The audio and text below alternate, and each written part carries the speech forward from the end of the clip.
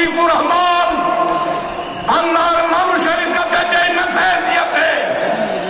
আলিয়া এবং কওমি আলেমদের দেওয়াল ভেঙে দিয়ে চুরমার করে সরকারি বেসরকারি ওয়াহাবি সুন্নি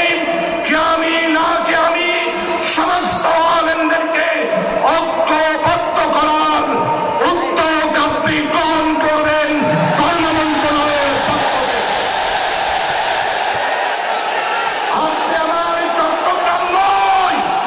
হাটাজারি নয়, আলিয়া নয়, গাঙ্গিয়া নয়, বাইতুল শরফ নয়, সমস্ত মাদ্রাসার আলেমদের নয়নমণি হচ্ছেন আপনি। কারণ আপনার সুযোগ খতিবে আযম মাওলানা সিদ্দিক আহমদ